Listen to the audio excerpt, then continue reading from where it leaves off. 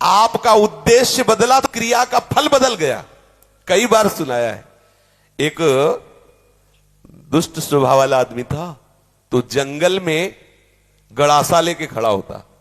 वहां से चाहे वो महात्मा निकले चाहे वो गृहस्थ निकले, पहली बात उसका दंड कमंडल रुपया पैसा छीन लेना, और दूसरी बात उसको जिंदा ना छोड़ना। तो मौज, ऐसा हिंसक क्रूर स्वभाव का था, छीन लेना और मार देना। बहुत ध्यान से सुनना, ऐसा ही करता। अब एक महात्मा जो बड़े भजनानंदी तपस्वी त्यागी थे, तो ऐसे संतों के दर्शन मात्र से पाप नष्ट होते हैं। संत दरस जिम पातक तरई, बड़े भाग पाइप सत्संगा, बिनय प्रयास होई भव भंगा। ऐसे महापुरुष का सानिध्य जो ही मिला तो उसने उठाया गड़ासा। तो उनका क्यों भाई, क्यों मारोगे? बोले हमारा व्यसन है, मारना हमारा स्वभाव है, हमारी आदत है, हमें नशा है, हम सामान छीन लेते हैं, मारते हैं। बोले ऐसी दुर्गति होगी तेरी कि तुझे पता नहीं।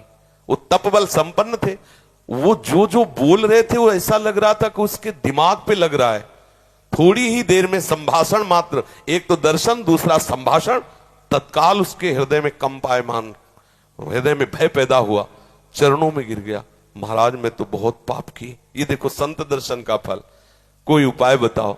महाराज सब छोड़ दूंगा यदि मुझे शिष्य बना लो। तो उनका तुम्हें ऐसे शिष्य नहीं बनाएंगे, पहले तुम भारत के तीर्थों का अवगाहन करो, जब तुम पवित्र हो जाओगे तब तुम्हें शिष्य बनाएंगे। तुमने बहुत सी हत्याएं की है, बनाएंगे शिष्य, लेकिन पहले भारत के तीर्थों में भ्रमण करो। तो महाराज हम कैसे जानेंगे कि हम पवित्र हो गए, निष्पाप हो गए? तो उन्होंने एक सूखी लकड़ी दी और कहा जब ये हरी हो जाए, इसमें अंकुरण हो जाए, तो वहीं से लौट आना, जानना तुम निष्पाप हो गए। चल पड़ा।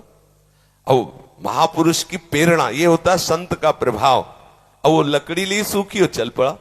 10 किलोमीटर चला होगा तो एक जंगल में एक बहुत बड़ा बट वृक्ष था, बरगद का, बहुत बड़े बड़े पेड़, बरगद के बहुत बड़ी, उसकी जड़ ऐसे आके शाखाओं से नवीन वृक्ष की रचना, बहुत बड़ा वृक्ष था। उसी के नीचे सोचा रात्रि काट लेते, फिर हम तीर्थ यात्रा में जाएंगे। उसी के नीचे तो 4 बदमाश ऊपर चढ़े हुए थे, चोर, और वो समीप वाले गांव में चारों तरफ से आग लगाने का प्लान बना रहे थे कि तुम दक्षिण की तरफ से आग लगाना, तुम उत्तर की तरफ से आग लगाना, और फिर जो निकलेगा उनको मारेंगे, ऐसा ऐसा। उसने सोचा इतने पाप किए हैं, अब तीर्थ यात्रा तो जा ही रहे, इन 4 को और मार देते हैं, क्योंकि ये 4 मरेंगे तो पूरा गांव बच जाएगा। अब जब तीर्थ ही जा रहे तो जब 50-100 वो मारे तो 2-4 इनमें क्या जाता है।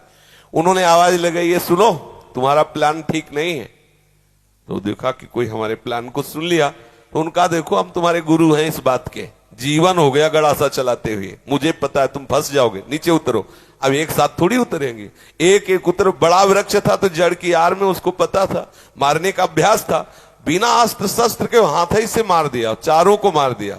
मारा, सोचा अभी यहां तो हमने हत्या कर दी, अभी यहां नहीं रुकेंगे, आगे जो ही लकड़ी उठाया तो हरी हो गई।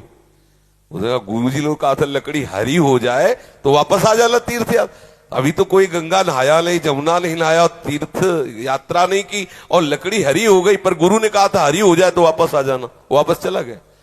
जो ही पहुंचा, कहा गुरु जी दंडवत। बोले तीर्थ यात्रा के लिए भेजा था, वापस कैसे आ गए? बोले आपने कहा था जहां आपकी लकड़ी हरी हो जाए वहीं जान लेना, पवित्र हो गए। तो गुरु जी लकड़ी तो हरी हो गई। तो बोले किस तीर्थ में लाया? बोले ला आया नहीं, 4 को और मार दिया।